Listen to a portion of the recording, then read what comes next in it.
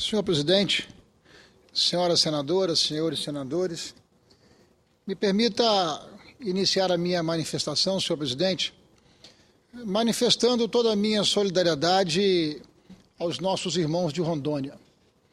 O senador Waldir Raupp, mais uma vez, ocupa a tribuna do Senado para relatar sua insistente e leal militância em nome da sua gente e do seu povo. Nós todos acompanhamos à distância o drama, o sofrimento, a angústia desses irmãos brasileiros e irmãos capixabas, porque o estado de Rondônia abrigou, em bom tempo, quando nós vivíamos uma crise muito forte na cafeicultura do Espírito Santo, muitos capixabas.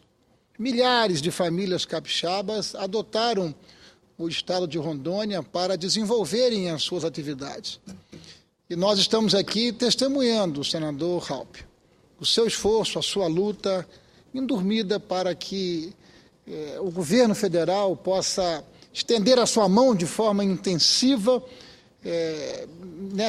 nesses dias em que o estado de Rondônia enfrenta talvez o seu maior drama ao longo da sua história. Portanto, a nossa solidariedade, o nosso testemunho da sua luta e da sua militância em favor dos nossos irmãos de Rondônia. A nossa expectativa, a nossa fé, a nossa confiança é de que o governo federal possa, de fato, através dos seus ministérios, dos seus órgãos, estender a sua mão para esta que é uma crise efetiva e que tem se traduzido em muita angústia, em muito sofrimento para os nossos irmãos de Rondônia. E nós queremos aqui testemunhar a sua militância, o seu esforço, enfim, em favor dessa circunstância. De igual forma também os nossos queridos companheiros senadores que compartilham com você, com Vossa Excelência, a representação do Estado de Rondônia. Estamos aqui orando e rezando para que tudo possa se dar bem, possa se suceder bem e dias melhores possam existir de forma concreta para a população de Rondônia. Nossa solidariedade.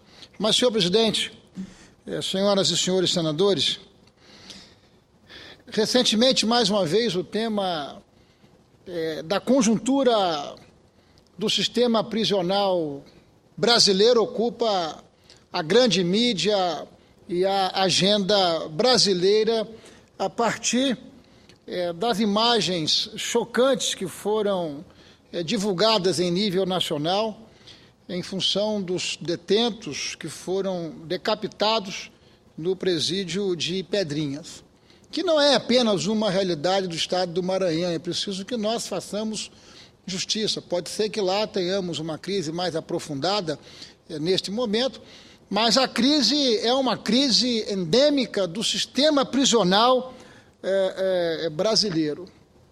O fato, senhor presidente, senhoras e senhores senadores, é que toda vez que acontece um fato como esse, o tema volta à pauta, assume determinado sentimento de clamor. Não deveria ser assim, porque este é um problema complexo, um drama que nós precisamos enfrentar de frente em nosso país. Governo, oposição, juristas, especialistas, enfim, se desdobram nas discussões sobre a superlotação e as condições subhumanas das cadeias brasileiras. Há pouco, uma aplicação de penas alternativas é seguramente um dos temas que tem feito com que esse congestionamento se traduza num contingente populacional de aproximadamente 550 mil presos para um sistema prisional para cerca de 350 mil vagas. Em quase 70% das prisões brasileiras, mais de 9 detentos ficam amontoados num espaço onde deveria caber um só. O diagnóstico geral é de que a situação é explosiva, ainda mais porque todos sabemos que o crime organizado ele é alimentado exatamente de dentro dos nossos presídios, por incrível que pareça, mas essa é a realidade. Desejo retomar esse debate a partir de uma proposta que apresentamos aqui no Senado, senhor presidente. Essa proposta ela tem um objetivo claro, direto e objetivo de mudarmos a forma e a gestão dos recursos do Sistema Penitenciário Nacional, o FUPEN. O problema dos presídios brasileiros não é apenas falta de financiamento, é verdade, é falta de gestão, é burocracia, é, enfim, falta de vontade e determinação política para que o nosso sistema prisional possa, de fato, produzir a ressocialização dessas pessoas para que elas possam voltar a, quem sabe, o convívio social. O fundo penitenciário é formado, entre outras fontes, por recursos que são repassados pelas loterias da Caixa Econômica Federal e parte de custas judiciais. Acumula, nesse momento, segundo informações orçamentárias e financeiras, recursos da ordem de R$1 bilhão. Esta é a dotação do fundo penitenciário, enquanto os nossos estados brasileiros estão necessitando de recursos para melhorarmos a situação e a infraestrutura do sistema prisional brasileiro. R$1 bilhão, senhor presidente, dinheiro que, por lei, deveria ser prontamente investido na construção, ampliação e modernização do sistema prisional. Por incrível que pareça, isso está longe de acontecer. O contingenciamento dos recursos do FUPEN tem sido uma rotina na realidade brasileira. Desde que foi criado, o fundo é alvo de um corte atrás do outro. O dinheiro é mantido em caixa, mas não pode ser gasto por decisão da equipe econômica em nome do esforço fiscal. A coordenadora-geral do FUPEN, a doutora Michele Silveira, resumiu bem a situação numa entrevista recente. Aspas, a gente tem muito, mas não tem. É uma política de Estado, ou seja, o contingenciamento desses recursos que deveriam estar alcançando o seu destino e o seu objetivo. Fora o contingenciamento, a liberação dos recursos esbarra na burocracia e no excesso de exigências técnicas e muitas vezes ambientais para a aprovação dos projetos que os governos estaduais encaminham até o Ministério da Justiça. No ano passado, o FUPEN tinha autorização para investir cerca de R$384 milhões na construção e reforma dos presídios brasileiros. Somente R$40.700.000, ou seja, 11% aproximadamente desses recursos foram disponibilizados para que os estados pudessem melhorar a condição e a infraestrutura do sistema prisional brasileiro. A tabela de restituições do DEPEN, o Departamento Penitenciário Nacional, traz outro dado alarmante, senhor presidente, senhoras e senhores senadores. Nos últimos anos, governos estaduais tiveram que devolver aproximadamente R$190 milhões ao fundo porque não conseguiram atender a tanta burocracia, a tanta exigência que impede que esses recursos possam chegar até os estados federados. Exigências muitas vezes absurdas. Bom exemplo disso que estamos aqui falando é a resolução, por exemplo, do Conselho Nacional de Política Criminal e Penitenciária, segundo a qual toda penitenciária deve ter determinado número de vagas de estacionamento, metragem específica para a sala do diretor, cabeleireiro, barbearia e infraestrutura médica com laboratório e sala de raio-x. São exigências que, na prática, não estão compatíveis com a realidade e, portanto, se transformam em gargalos de modo a impedir que os recursos possam alcançar o seu destino. Minha proposta que trago a debate, senhor presidente, formalizada em projeto de lei que apresentei na Casa, é garantir a transferência direta e mensal de pelo menos 60% da dotação orçamentária do FUNPEN para fundos penitenciários dos estados e do Distrito Federal, sem burocracia ou exigências descabidas, porque não é um momento de bravata, não é um momento de discursos, é um momento de propostas simples, objetivas, diretas, que possam facilitar a transferência desses recursos. Trata-se da instauração de um sistema que poderíamos aqui denominar como repasse fundo a fundo, que já vem sendo praticado há muito tempo, não apenas na educação, mas também na saúde, através de equações republicanas que façam com que esses recursos possam alcançar o seu destino, independente da questão partidária, da questão política, porque nós estamos diante de um problema nacional, de um problema que o Estado brasileiro precisa enfrentar de maneira mais objetiva.